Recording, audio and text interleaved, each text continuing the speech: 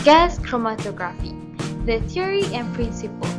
What is gas chromatography, or well known as GC? It is an analytical technique used to separate and analyze samples that can be vaporized without thermal decomposition. The mobile phase is gas, and the stationary phase will be liquid. So what is the uses of gas chromatography? Here we stated for you. First, identify components of a liquid mixture and determine their relative concentration. Secondly, it can be used to separate and purify components of a mixture. Thirdly, it can be used to determine vapor pressure, heat of solution, and activity coefficient. And the last one, it can be used to test for contamination. So, how does gas chromatography work? The liquid sample is injected into the gas chromatograph with an inert carrier gas flowing too. They are heated along the tube and will be detected by the detector. Identifying the peaks on a gas chromatogram, the graph needs to be compared to a chromatogram from a standard known mixture to see where the peaks occur. The objective of gas chromatography in this experiment is to identify the components in the hand sanitizer.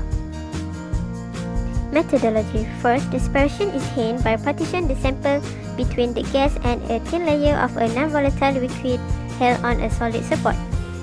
Next, a sample is injected into a heat block where it is immediately vapor and swept as a plug of a vapor by the carrier gas stream into the column inlet. Third, the solute are absorbed by the stationary phase and then resorbed by the fresh carrier gas. Next, the process is repeated in each plate as the sample is moved toward the outlet. Each solute will travel at its own rate through the column. Their band will separate into distinct zones depending on the partition coefficient and a band spreading.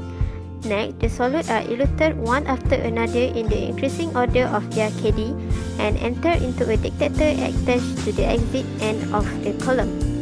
Lastly, the appearance time, height, wall, and the area of the speck can be measured to yield the quantity of data. Expected result. Figure 1 shows GC chromatogram of ethanol standard. Pure ethanol sample produce one peak indicating it is ethanol, which is at 5.08 minutes. Figure 2 shows GC chromatogram of hand sanitizer AA. Hand sanitizer containing ethanol have the same peak as standard ethanol at the same 5.08. Let's move forward to discussion from Figure 1 and Figure 2 that we get from the results. The retention time of ethanol is 5.08 minutes. Next, from Figure 2, we can see there are presence of ethanol in the hand sanitizer because the same peak present at minute 5.08 just like ethanol standard. Lastly, this chromatographic separation is efficient. Why? Because we can see a narrow peak from the result. By having narrow peak, it means the column efficiency is high, and this means that all molecules of the same compound elute within a narrow time window.